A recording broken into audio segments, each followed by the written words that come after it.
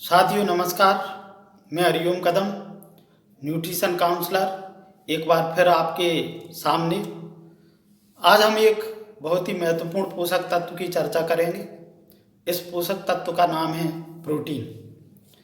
साथियों, हमारे शरीर में 70% जल होता है और जल के बाद अगर हमारे शरीर का सबसे बड़ा पार्ट होता है तो वह होता है प्रोटीन।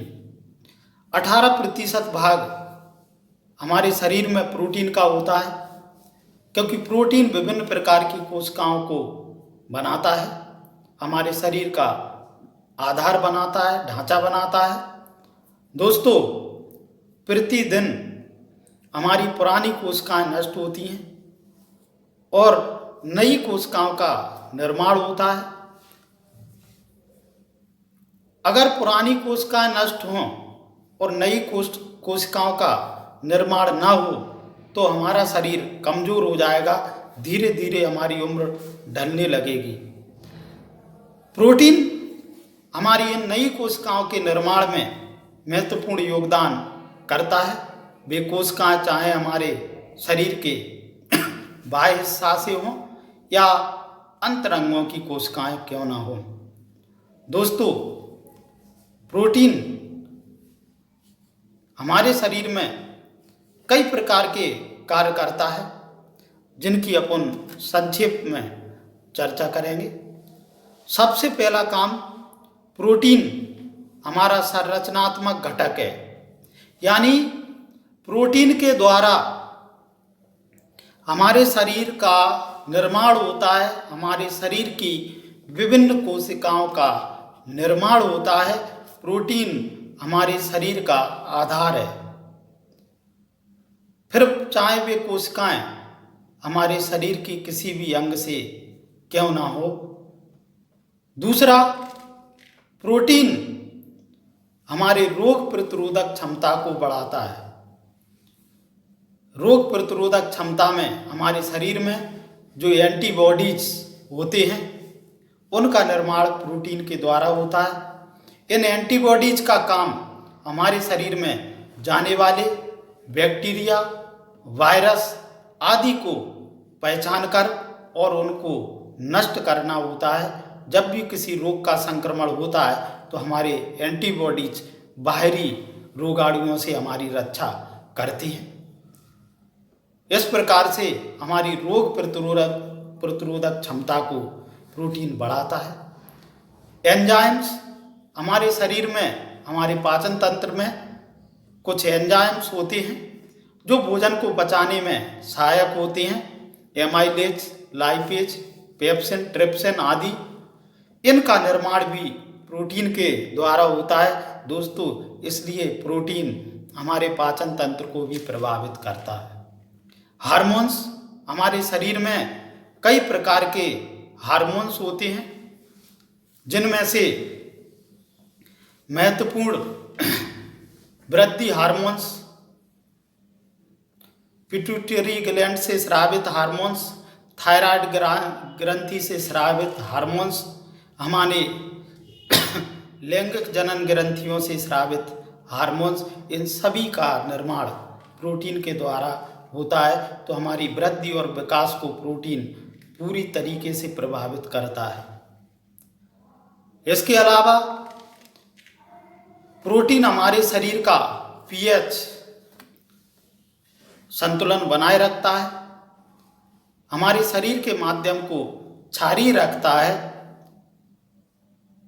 अगर हमारा शरीर अम्लीय होगा तो हमें अनेकों प्रकार की बीमारियां होने का खतरा रहता है, और यदि हमारा शरीर क्षारीय रहेगा, क्योंकि रक्त का पीएच मान क्षारीय है, लेकिन विभिन्न खानपान, गलत खानपान और वातावरण में आज जो गंदगी फैली है, हमारे भोजन के माध्यम से जो केमिकल्स हमारे शरीर में जा रहे हैं, इनसे हमारे शरीर का पीएच मान अम्लीय हो जाता है। वह स्थिति हमारे लिए काफ़ी हानिकारक है।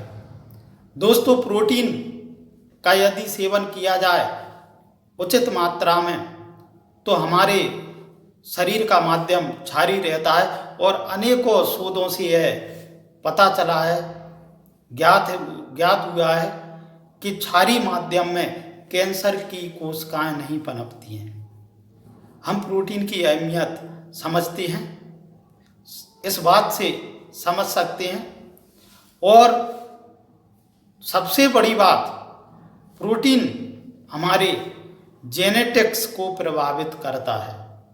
दोस्तों, यदि माता पिता की हाइट बहुत अच्छी नहीं है, माता पिता की हेल्थ बहुत अच्छी नहीं है, तो बच्चों को बचपन से प्रोटीन की उचित मात्रा दे करके उनकी वृद्धि एक सामान्य तरीके से की जा सकती है। यानी प्रोटीन की उचित मात्रा दी जाए तो आनुवंशिक गुण भी बदल जाते हैं, क्योंकि जो हमारा जेनेटिक पदार्थ होता है, आनुवंशिक पदार्थ होता है, वह भी प्रोटीन से बना होता है। प्रोटीन एक गंभीरता का विषय है। हमारी त्वचा, हमारे बाल, हमारे नाखून, इन सभी को बनाने में प्रोटीन का ही महत्वपूर्ण योगदान है।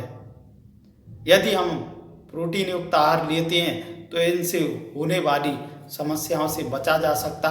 दूसरी बात आती है, प्रोटीन है क्या? प्रोटीन दरअसल अमीनो अम्लों का एक संगठन है।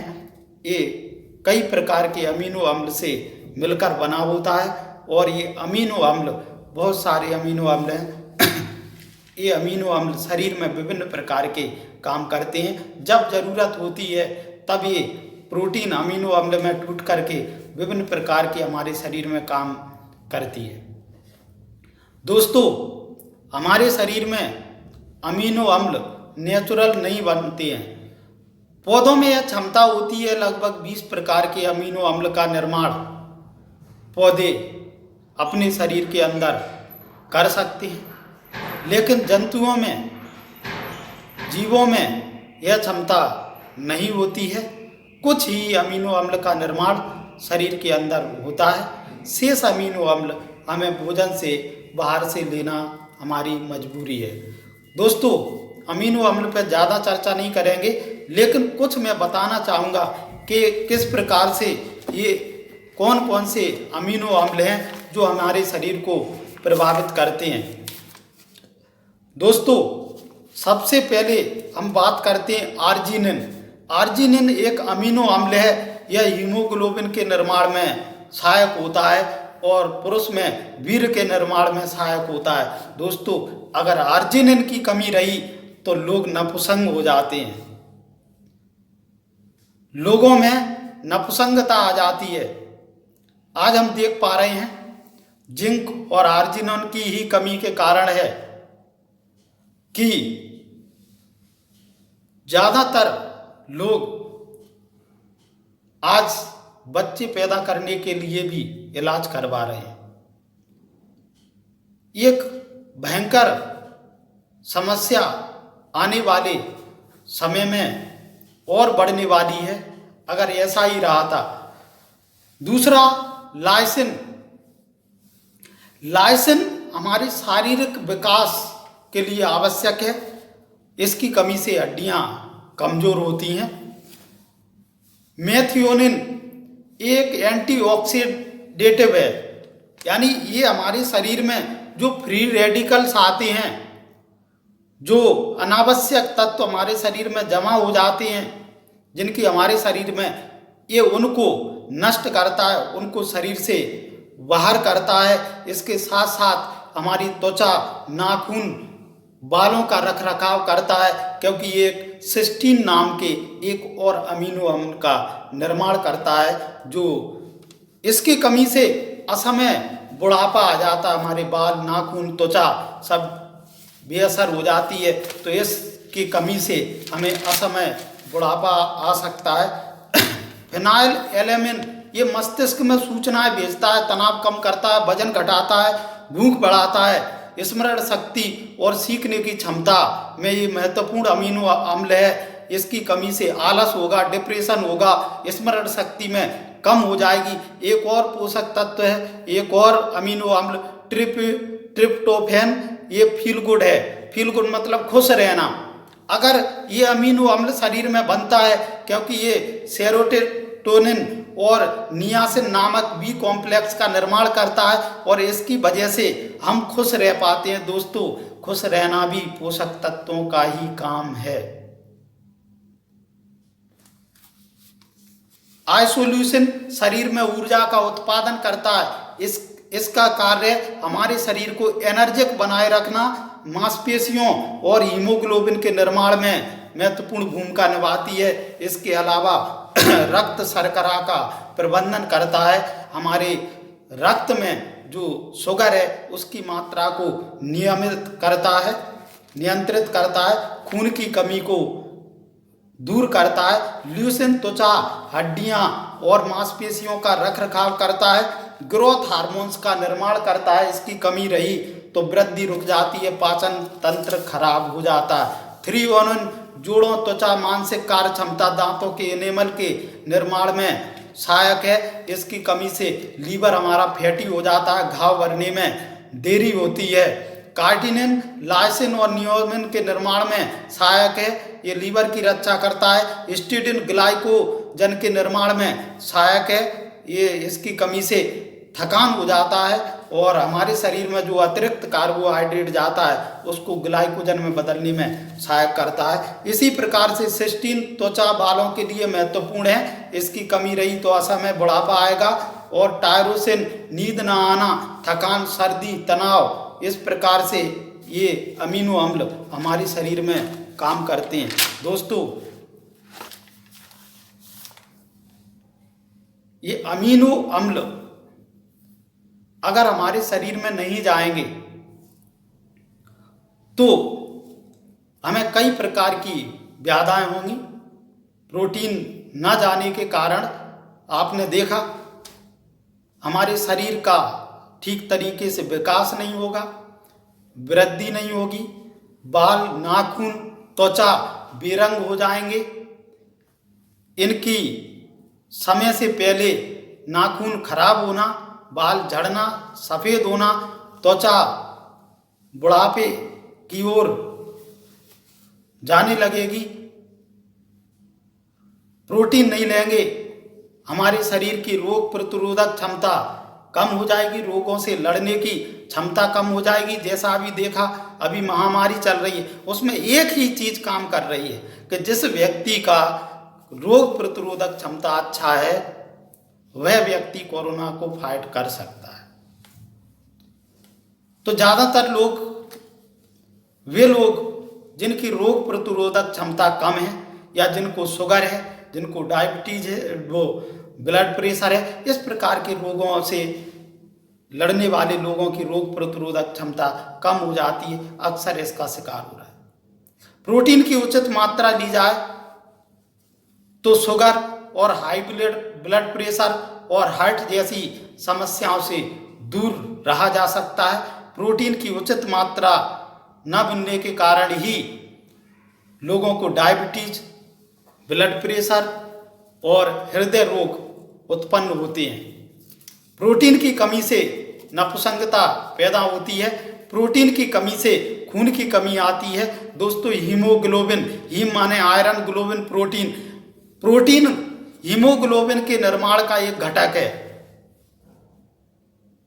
ये पार्ट है प्रोटीन हीमोग्लोबिन का। हम चाहे जितना आयरन खाते रहें, अगर हमारे आहार में प्रोटीन की कमी है तो हम हीमोग्लोबिन का निर्माण हमारा शरीर नहीं कर पाएगा और खून की कमी बनी रहेगी। दोस्तों, अगर हमें स्वस्थ रहना है, अपनी बायोलॉजिकल एज को मेंटेन करना है, हमें बुढ़ापे की तरफ नहीं जाना, प्रोटीन की कमी से असमय बुढ़ापा आता है, बायोलॉजिकल उम्र ज्यादा हो जाती है। इससे बचने के लिए केवल एक ही तरीका है कि हमें प्रोटीन की उचित मात्रा का सेवन करना पड़ेगा, हमें ठीक अच्छे प्रकार की प्रोटीन का सेवन करना पड़ेगा। दोस्तों, इसके बाद एक दूसरा वीडियो मैं जारी करूंगा, उसमें मैं बताऊंगा आपको कि प्रोटीन कैसे लिया जाए, कौन सा प्रोटीन लिया जाए कितनी मात्रा होना चाहिए, पुरुष को कितना, महिला को कितना, इन सारी चीज़ों पे हम चर्चा करेंगे।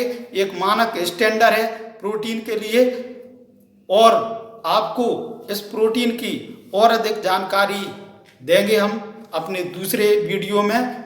नमस्कार साथियों, देखते रहें, आप सभी स्वस्थ रहें। धन्यवाद।